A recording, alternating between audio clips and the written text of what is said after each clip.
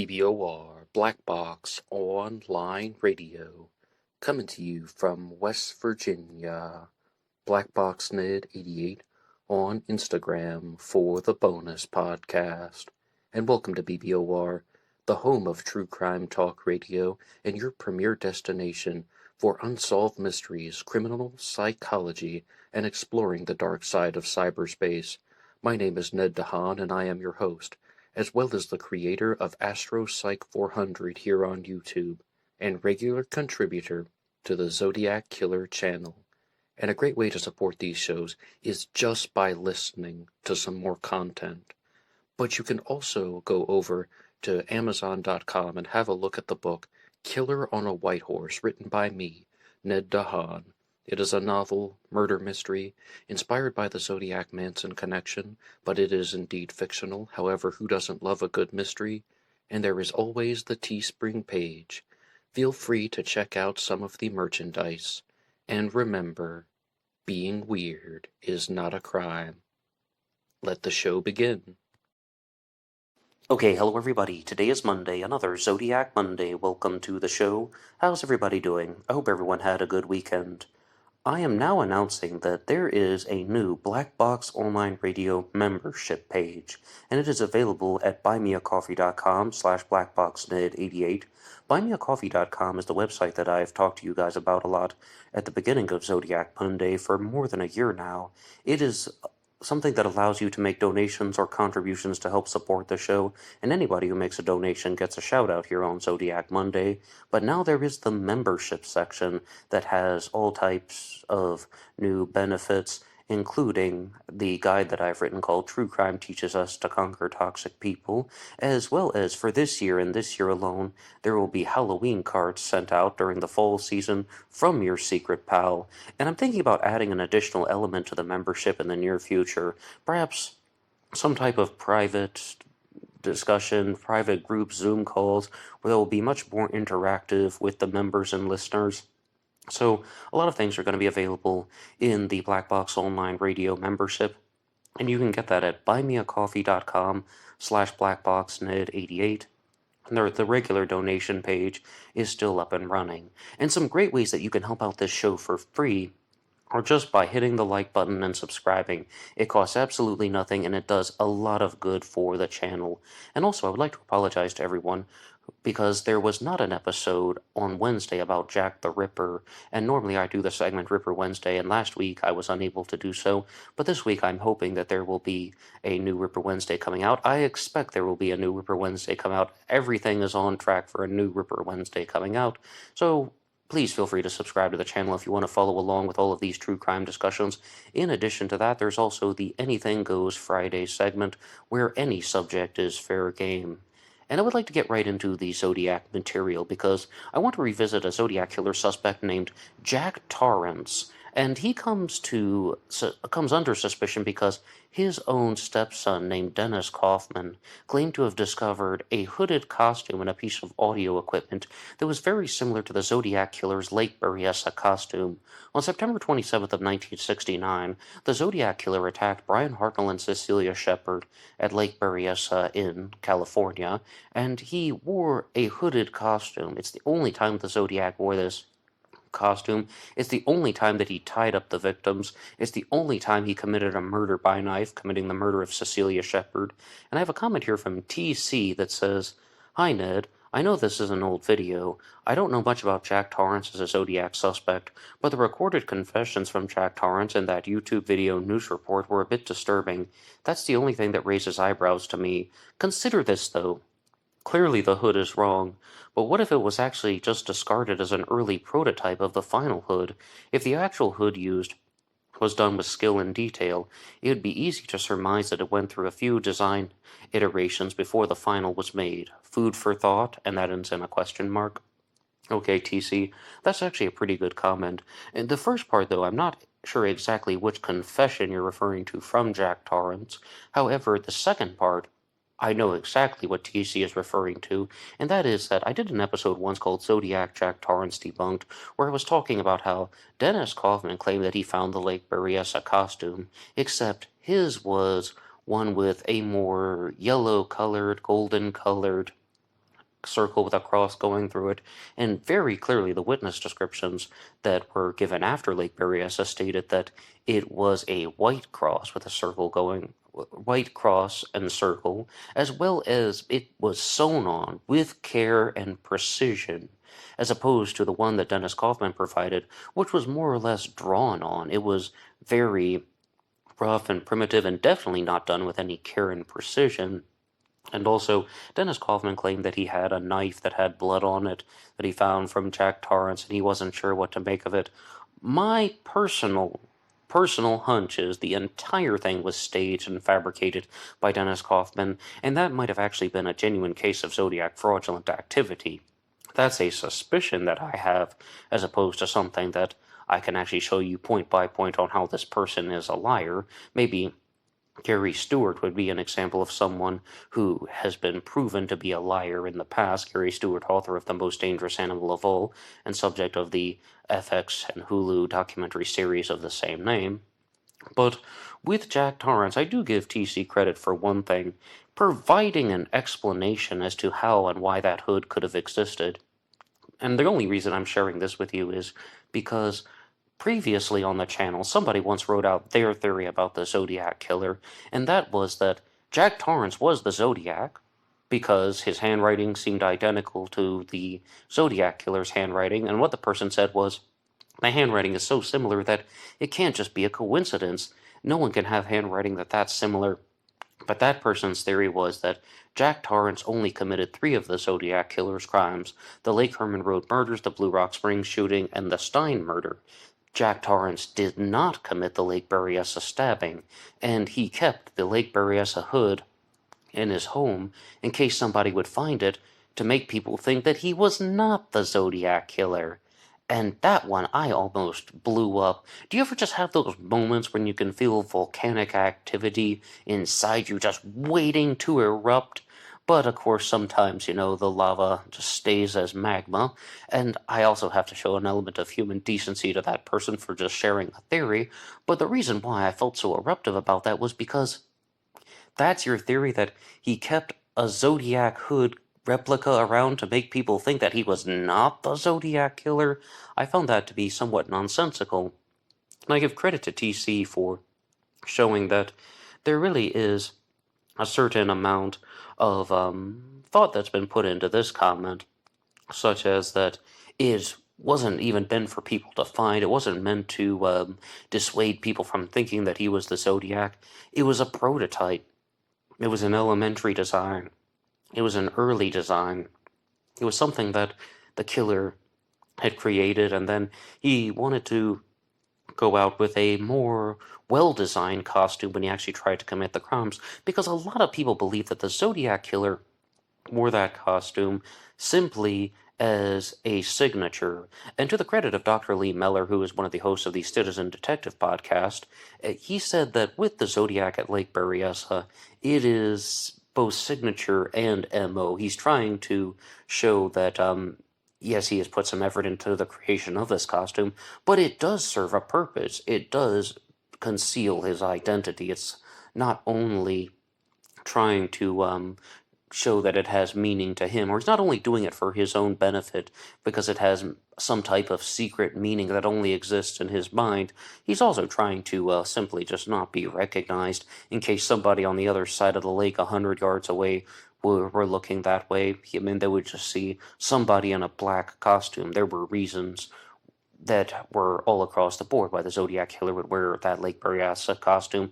That was also the only confirmed Zodiac crime that took place during the daytime. But I give credit to TC for that comment all the same. However, I still don't think highly of Jack Torrance as a Zodiac Killer suspect. And on that note, I would like to talk to you guys about some newer suspects that are on the radar. Last week on the channel, I was talking to you about one named Loringdale Hill, which I'll discuss later on in the episode. But right now, I would like to give a shout out to Ray Penrod, who has been talking about a suspect whom I had never heard before until recently, named Richard Ralph Mangan, Mangan. And this is a theory that's a little bit more far out. It's entering into the territory of the Zodiac Killer D.B. Cooper connection, and yes, indeed, that That's the theory, that the Zodiac Killer and the world's most famous skyjacker, D.B. Cooper, were the same person, and Ray Penrod has a suspect named Richard Ralph Mangan. And to the people who follow the Zodiac Killer mystery on Facebook and use Facebook groups, you probably will have seen this name floating around. Ray has posted in numerous places about his particular suspect, and for the longest time I didn't talk to you about him on BlackBoxOnlineRadio because I simply wasn't sure what to say and not a lot of information had been revealed. So I also found that when I was trying to find info on this guy, Richard Ralph Mangan, I couldn't get the exact person that Ray was talking about, and the long and short of it is that Ray claims that he was indeed this person's cellmate in San Quentin prison, and he learned this information from interacting with him about D.B. Cooper and the Zodiac Killer. And at first I thought that that meant that he had received some type of confession from Richard Ralph Mangan that he was the Zodiac, but it actually is more about connecting the dots on his own. And the reason why I'm calling him Richard Ralph Mangan was he was previously known as Richard or Rick Mangan, and he changed his name to Ralph Mangan in this story. But I wanted to get some more background info, and this is what it was shared on Facebook. And it says, he was born in 1928 in Sterling, Illinois, and he had an older brother named Ray, and just like me, he went by the name Rick. From 69 or 70, he died in 2016, and his Facebook account was made in 2014, but the 1940 census name that he has is Ralph Mangan. I followed the advice of 29 or 30 years, meaning that I believe that he didn't want to reveal the story until 30 years later, and he learned this information in the early 90s. He smoked Benson and Hedges and Raleigh cigarettes. He said that he lost the cigarette butts. That's more related to the D.B. Cooper case. The Zodiac Killer's name was Rick Mangan, and he changed his name to Ralph Mangan, who's sitting in front of two flags in the early 90s. Before I met him, and the D.B. Cooper cipher name is Rick Mangan. And just to have a group of kids review the new light that has come out and what was sent to me tells you guys that maybe they need to start from the beginning and relook at the Arthur Lee Allen ordeal, and the yellow journalism media and onslaught victims and predators and the DNA and the deal he got scared into taking the witnesses and maybe a good teacher's name that got ran over by a bunch of kids who maybe didn't like detention and the classroom. And I don't have too many comments about Arthur Lee Allen in relation to this. Instead, I wanted to know more about the suspect. So very simply, I just asked for some details, and I learned that he was 5 feet 8 inches tall. I mean, already heard about the types of cigarette smoke that he smoked, the types of cigarettes that he smoked, but 5 feet 8 inches tall, and that dealt with to getting older, curvature of the spine, and Ray openly says when he was younger, he would have appeared to have been 5 feet 10 inches tall, or 5 foot 11. But something really stood out to me, and that was I wanted to see some photos of this guy and Richard Ralph Mangan, who could be D.B. Cooper and the Zodiac. So I followed some instructions from Ray, and I went to Google, and I just put in what he said. Look for the search Ralph Mangan picture. I found the photo that Ray was talking about when I read off the part. He's sitting in front of two flags in the early 90s.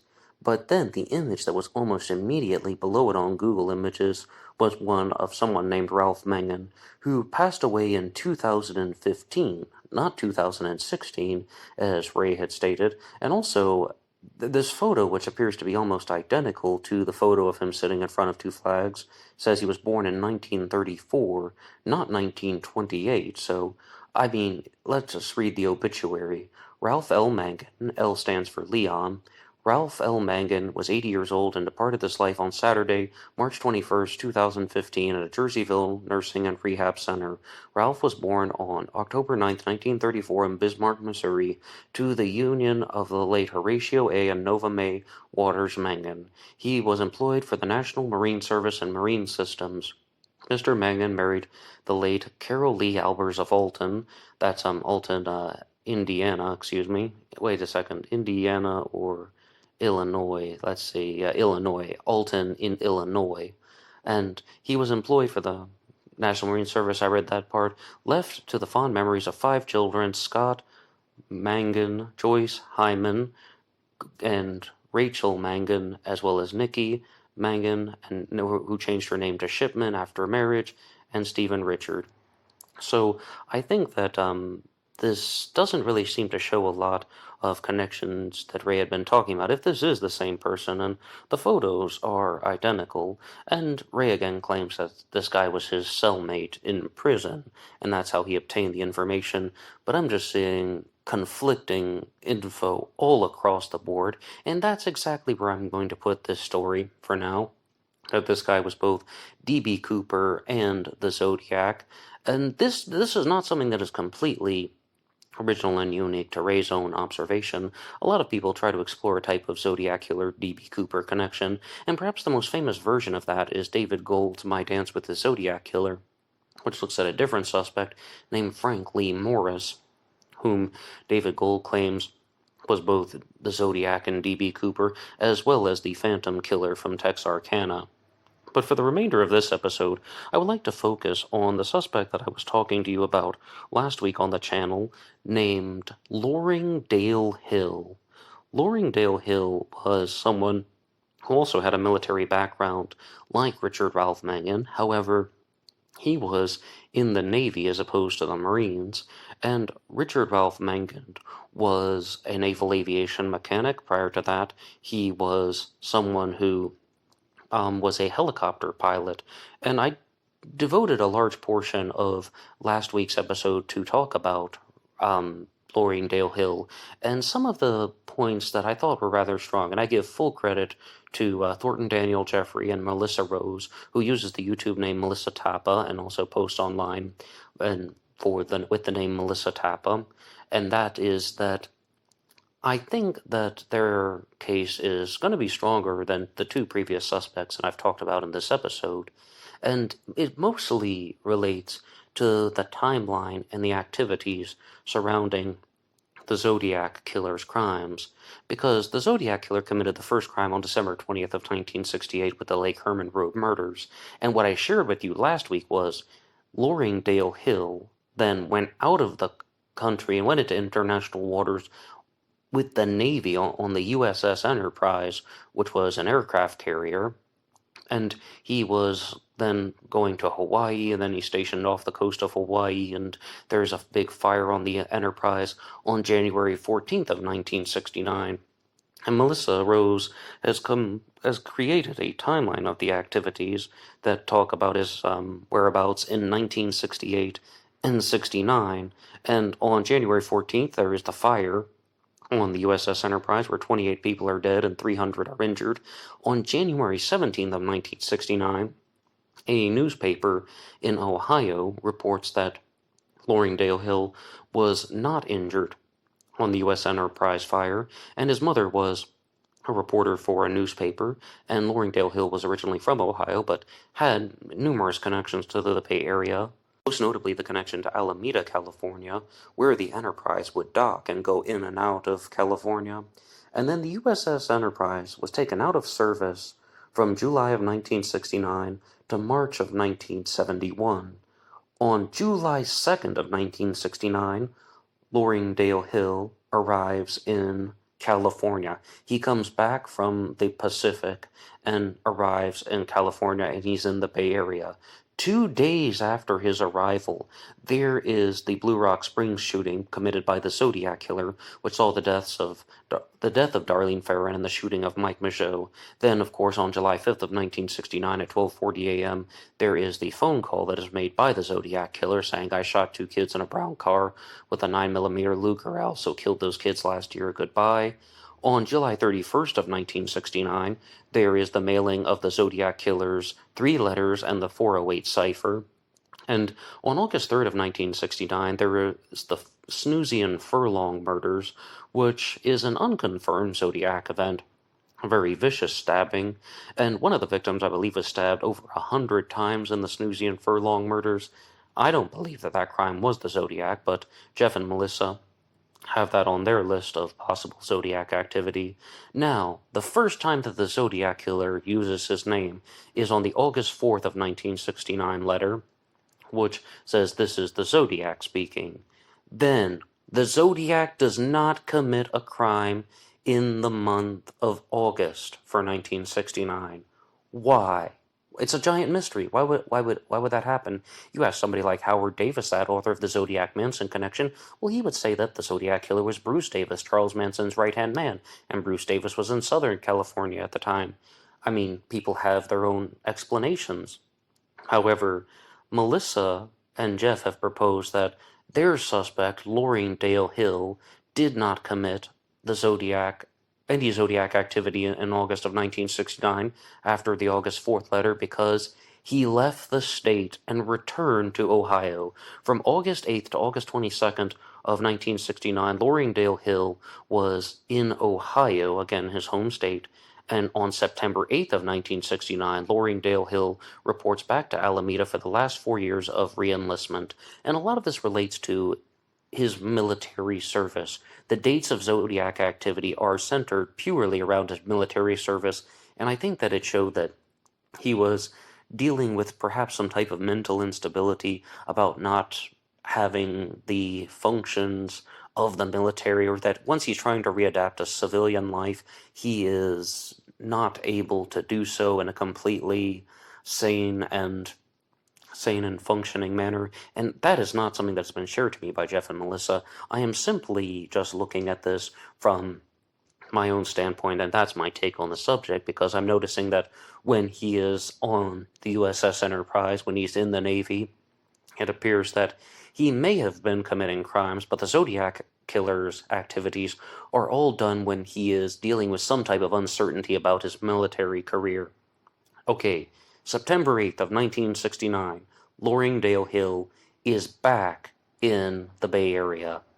And on September 27th of 1969, roughly 2.5 weeks after he arrives back, there is the Lake Berryessa stabbing, which I was discussing at the beginning of the episode. On October 11th of 1969, there is the murder of Paul Stein, the taxi driver. October 13th, there is a letter that is mailed by the Zodiac killer, which we can call the Paul Stein letter. In November of 1969, it says that there is the dripping pen card and the 340 cipher on November 8th, although the Zodiac killer mailed letters on November 8th and 9th, and then there's the December 20th, 1969 letter mailed to Melvin Belli, and I mean, it's just showing that when he is not in the Navy, or when he's not experiencing some type of active duty in the military, there's this bulk of Zodiac activity. And I've had the opportunity to talk to Jeff and Melissa about their Zodiac killer suspect, Laureen Dale Hill, and they've also stated a very odd observation. It's something that I do find peculiar, but I also have to approach with an open mind, and that relates to something that's going on in 1970, and there is the bomb and school bus letter. The Zodiac killer stated very clearly that he wanted to detonate a bomb, and then he said that his bomb turned out to be a dud. He was swamped out by the rain that they had a while back, and that the bomb was buried and they had a chance to dig the bomb up. I mean, he's talking very clearly about this bomb, but there really was no explosion that took place that the Zodiac killer took credit for. As previously stated, the Zodiac killer said he had a bomb created, but it turned out to be a dud. What on earth does that mean? And Melissa has shared an interpretation that I haven't quite heard before, and she says that there never was a physical bomb that was created, meaning an explosive device that was created. And her theory is that he's actually referring to himself, like how someone might refer to someone who has murderous impulses as a time bomb, or some people use the term time bomb with injuries if someone is in a weak state that's just a matter of time before they get injured. We use that expression from time to time, and Melissa Rose has proposed just that with their suspect Laureen Dale Hill, that she thinks that he was referring to himself as the bomb, that he's either going to do something very, very murderous in a rampage style way, or maybe that he would blow himself up. And that is something that I think is truly unique. So then on April 28th of 1970, there is the bus bomb letter and dragon card, and then the buttons letter. But also June 26th, there is more talk about Mount Diablo. And on July 24th of 1970, there is the Kathleen Johns letter. I have to jump ahead in the timeline to 1974, which talks about how there is the Titwillow letter, which claims 37 victims sent to the San Francisco Chronicle. This, of course, is referring to the Exorcist letter. And in the Exorcist letter, the Zodiac is saying, I saw and think The Exorcist was the best satirical comedy ever. Signed, yours truly. He plunged himself into the billowy wave, and an echo arose from the suicide's grave. Titwillow, Titwillow, Titwillow. Now, she calls it the Titwillow letter, even though in the Zodiac's own letter, I mean, this is something that I first noticed from when I was reading Gareth Penn's book, Time 17. Gareth Penn openly talks about it, that Titwillow is even misspelled. It's Willo in the letter. He leaves out a W at the end. And this is heavily recognized as the final confirmed Zodiac letter. Some people have doubts. Other people think that it is an authentic letter, and that the Zodiac's letters went on for decades after that. Yes, indeed, decades, going into the 80s and the 90s and the 2000s with the 2001 card. But the Titwillow letter, or the Exorcist letter, claims 37 people, 37 victims. And Melissa and Jeff have also had a very unique theory that 29 of the victims, or 28 of the victims, 28 victims would be the people that died on the USS Enterprise, and 9 victims would be people who were actually murdered by their suspect, Loringdale Hill. And then the timeline goes on to share things about the other Zodiac Killer communications that took place in 1974, but all of those are unconfirmed, such as the SLA letter and the Count Marco letter and the Badlands card.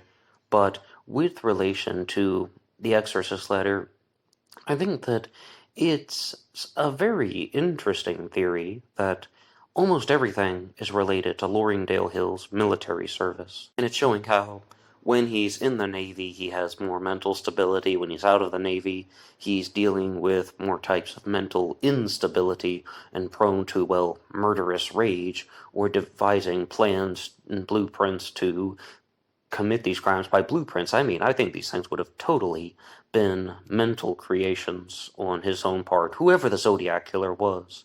As far as Loringdale Hill as a Zodiac Killer suspect, there was also a question that was asked by you guys in the comments section. Multiple people asked me this, and they were saying, is this his legal name? Are they using his real name? Because Loring is spelled Loring. It's not a name that I have even heard before. Is this just an alias or pseudonym that was made up to protect family identities? And somebody even went through some old newspaper articles, and they found an obituary for Dale Lynn Hill, and he was also a guy who was in the Navy. Absolutely different date of birth. That Dale Lynn Hill would have been 7 years younger than Loringdale Hill, and I had the opportunity to ask Jeff and Melissa this, and they said that is not the same guy.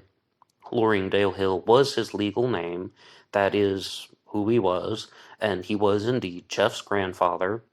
He frequently went by the name Loren Hill, like Lorin or Loren, and he also frequently went by LD Hill. In the PowerPoint that was created by Melissa, PowerPoint, I say that because this is a graphic that she had shared with me. The images that have been used for this episode were completely created by Melissa Rose Tapa, and you can find out more about their suspect by going to the Facebook group Zodiac Killer and Me, and they also have a Twitter page under the same name, and a website that has been created by Jeff and Melissa called zodiackillerbomb.com, which they will be using to share more of their findings and talking about LD Hill as a Zodiac suspect. My honest take on this particular suspect is, I want to know where they're going to go with this. I want to see where they're going to end up. And I'm approaching at this with not only a sense of curiosity, but also a sense of enthusiasm, because I think that Jeff and Melissa are honest people. I do not think that they're grifters. I do not think that they are liars. I think that they have made an honest attempt to put forward a newer Zodiac Killer suspect. Because someone once said, there's all this talk about, was the Zodiac Killer somebody who just lived off of the radar, and he flew under the police radar, and they just cannot catch him because he's going to turn out to be a completely unknown person.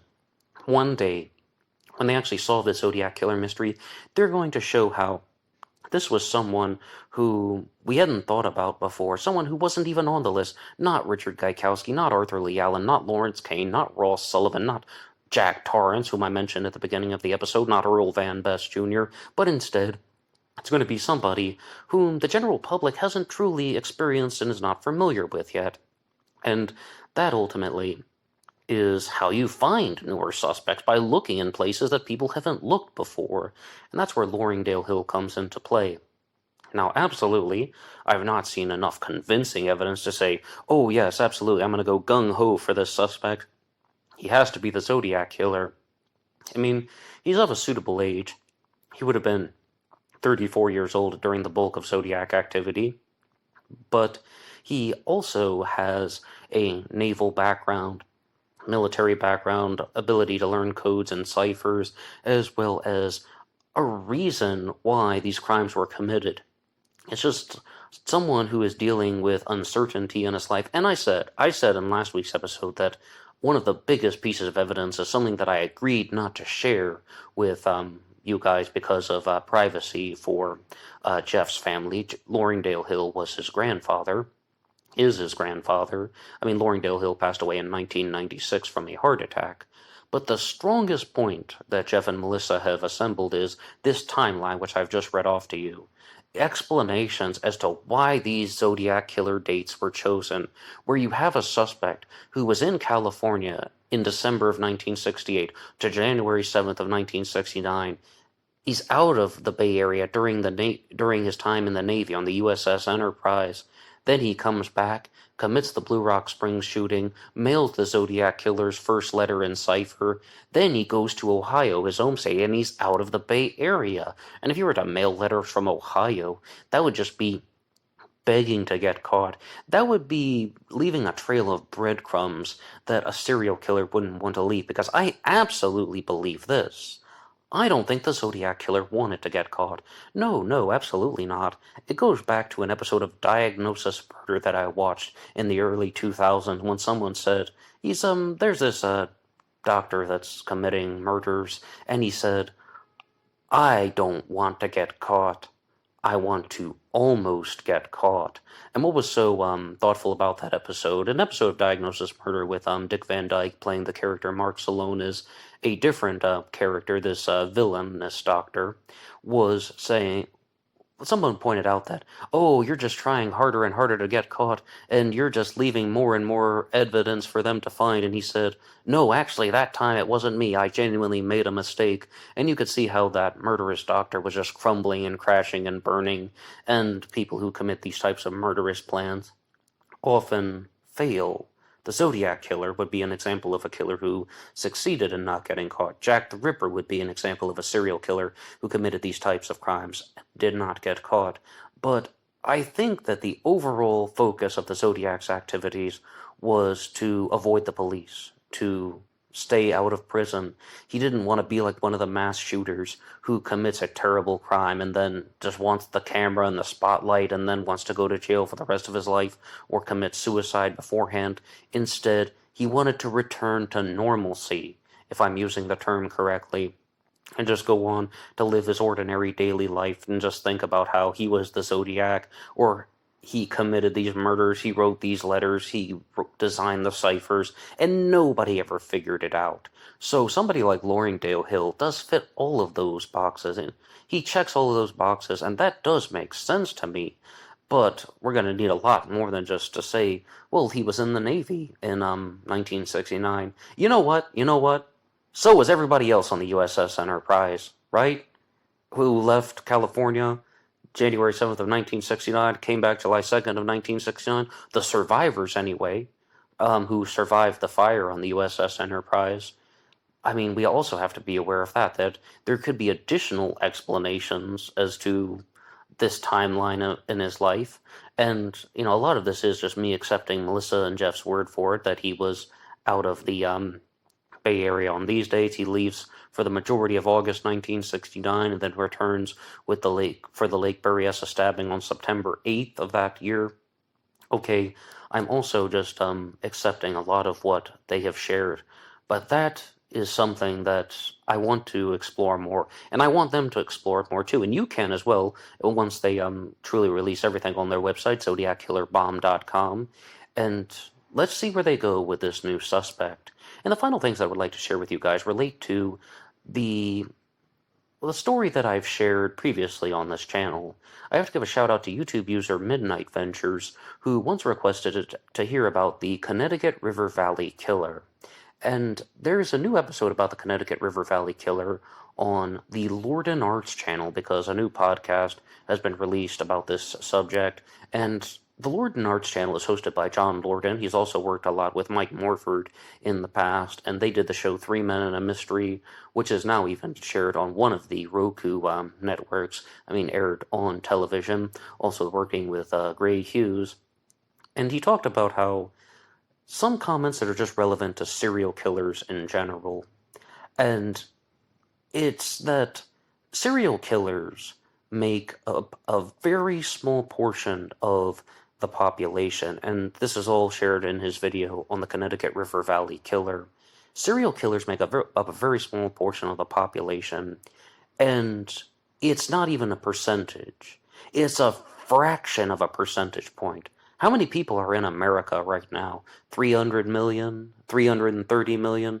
Some people say that we don't even know how many people are in the country because, of some reasons it's not completely easy to predict, determine the exact number. And out of those hundreds of millions of people, there are an estimated 100 active serial killers in America right now. A fraction of a percentage point, a tiny fraction of a percentage point. The majority of crimes that are committed in a murderous way are not committed by serial killers. The majority of murders are not committed by serial killers. They are committed in other ways, and a lot of it relates to drug-related or gang-related shootings, which might involve serial murders, or serial murderers even, but it's not serial killing if murder is not the primary focus and the primary objective and the primary motive, though there's an additional motive, which is another form of criminal behavior. So, with serial killers, the question that was asked in this episode is, why do people have such a macabre fascination with these stories? And I think that there are a couple reasons, and I'm going to try to answer that question. Number one, as human beings, we just want to learn. Why do people do the things that they do?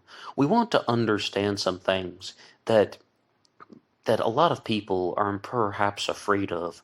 We want to look at the way that people act and try to make sense of it. Human beings just have this overwhelming desire and passion to do so, to try and make sense of these actions. And I think that the real fascination with serial killers relates to how these people can live among us. Just think about everything we've said about the Zodiac Killer. The Zodiac Killer was never caught or captured, and that just relates back to how this person most likely returned to live a normal life. The Phantom Killer in Texas probably committed a series of homicides in 1946 and went on to return and live a normal life, going to work every day, probably smiling a little bit. Oh, hi, how are you guys? Yeah. Crazy weekend, huh? Talking like just in a completely non-threatening way. And some people just think that the Zodiac Killer was probably the nicest guy in the world to some people. But when we look at how people have this fascination with serial killers, they want to know how someone can be murderous and also put on the facade of being non-threatening. They want to look at how trauma affects people in their early life and leads them to a life of crime and murder. And I always go back to this episode of 48 Hours that I watched once, giving a shout out to Aaron Moriarty, who was talking about a particular story where somebody committed a crime that was in more or less a shootout in the Sierra Nevada mountains, completely off the grid. It was 50 miles from the nearest town. And I remember that somebody wrote in the YouTube comments section that when you live off the grid, when you live away from civilization, you have to carry a weapon to protect yourself from other people. Maybe, yes, predators too, but also predators who are just other people. Because when people believe that they can commit crimes and get away with it, they are going to do so. When people believe that they are not going to be interrupted by law enforcement, they are going to commit criminal actions. And with serial killers, it's the same thing. They think that they will not get caught, they will not get captured, they will not be able to go to jail, that the authorities won't be able to pinpoint this person, that the authorities won't figure it out, that this person is going to outsmart everybody, or very simply, they think that maybe no one is going to care, and that it happens all the time. And a lot of these activities that are very similar to the Zodiac Killer's actions are committed by other murderers. Recently on the channel, I was talking to you guys about the Kalitsky-Bogle murders that happened in Montana in the 1950s, and they weren't committed by a serial killer to the best of our knowledge. The DNA revealed that it was a man named Kenneth Gould who moved from Montana to Missouri, and to the best of everyone's understanding at this point, he only committed one double homicide, and one of the victims was even tied up, arms behind their back, tied with a belt. It seems like the activities of a serial killer, and there's just no evidence that he committed any other murders.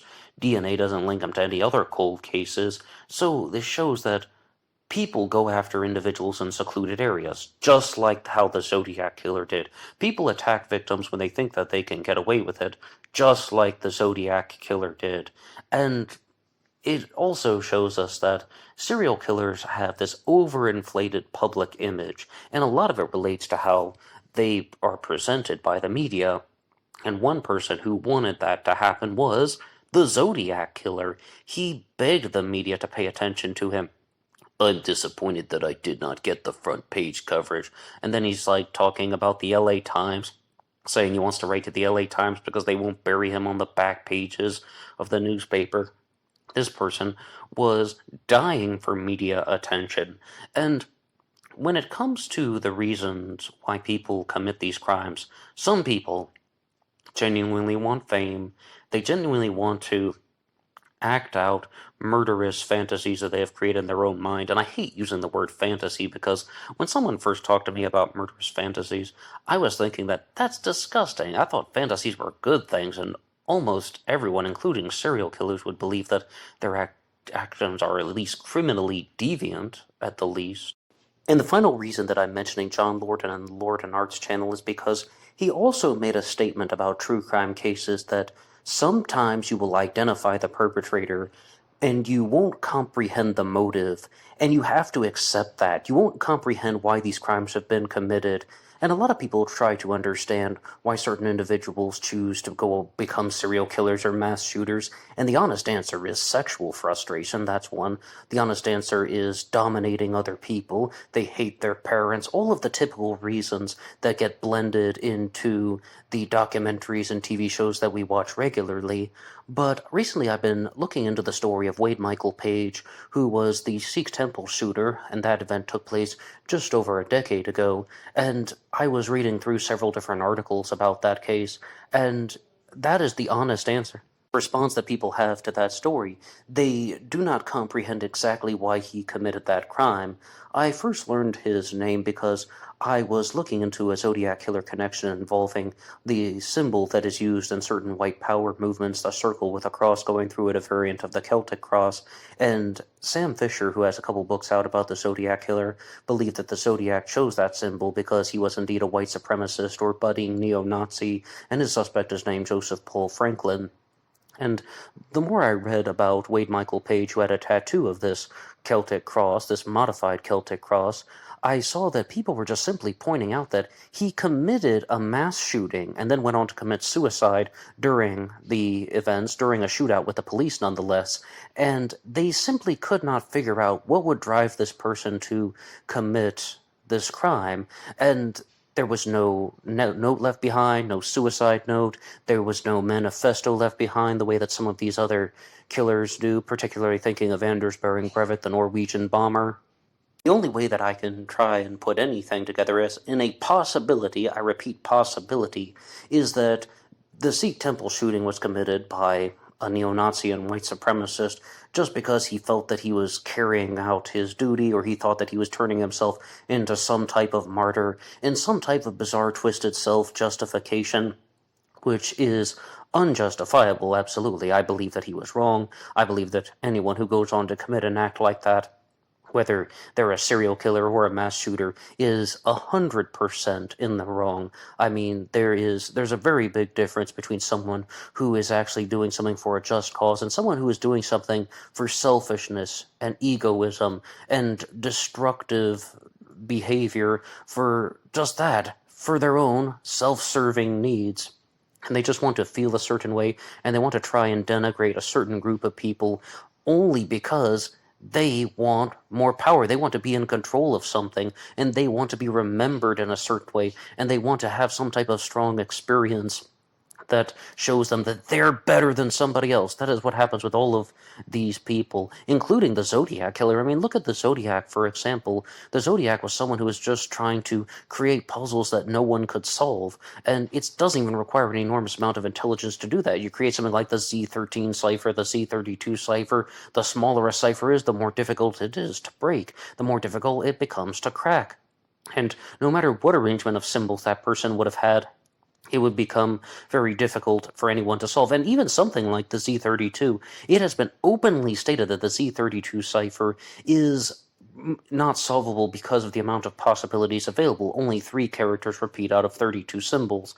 Therefore, it is, well, the possibilities are astronomical, and you don't have to be intelligent to create something that is more or less just, well, not solvable for the average person, or even for the above average person. I mean, maybe some way, somehow, someone could connect the dots, but even if they did, there would still be other reasonable possibilities that could be inserted into the Z32 cipher.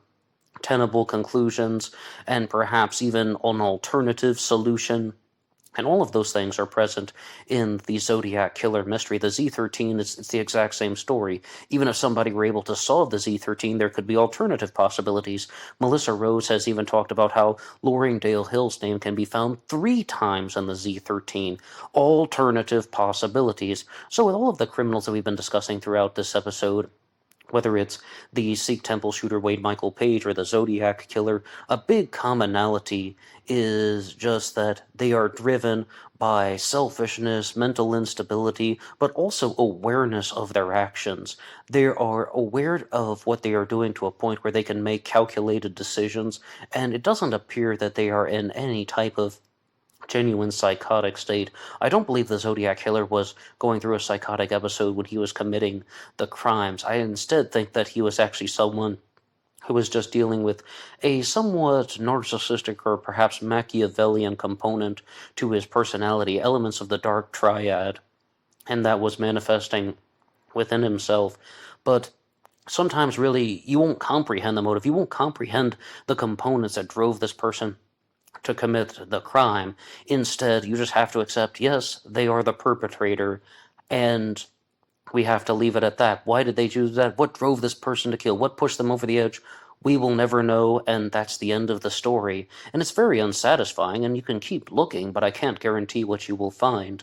But I would love to know what you guys think about any of the cases and stories and suspects that have been discussed in this episode. I've talked a little bit about the D.B. Cooper connection. Maybe I'll do something bigger in regards to the suspect, Richard Ralph Mangan, in the future, as well as looking at some other suspects, Jack Torrance, Loring Dale Hill. Please share some things in the comment section down below. What do you think about these suspects?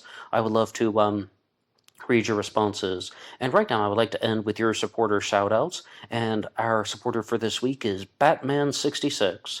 Batman66, thank you so much for your regular and continuous support. And also, Batman66 has provided a lot of content and ideas for the show, as well as possible episodes for the Anything Goes Friday segment. And if you guys have ideas for future episodes, you can put them in the comments section right now, or email them to me at BlackBoxOnlineRadio@AOL.com. But I also have to give credit to Batman66 because he really has been the one who was looking into the story of Dale Lynn Hill, the person whom he thought that Jeff and Melissa were talking about with this new Zodiac Killer suspect, like saying, wait a second, is this guy's name even Loring Dale Hill? I mean, he thought that he had found out who the person really was, and I was, reading up on Dale Lynn Hill at all, and if that were the case, then the obituaries don't match up at all, or the dates of birth and death don't match up. But as previously stated, when someone else shared the story of Richard Ralph Mangan, their info didn't seem to match up either. But to the credit of Jeff and Melissa, yes, indeed, they say that they have a suspect who is not Dale Lynn Hill. Loring Dale Hill is a different person, and I mean, we're just going to keep evaluating their findings. And as previously stated, let's see how far they can go with this possibility. And that will be all for me now. Anybody can write the show at BlackBoxOnlineRadio at AOL.com. You can also get me on Facebook. My personal Facebook is in the description box. And there is always BlackBoxMid88 over on Instagram. And I will see you there for the bonus podcast. Goodbye.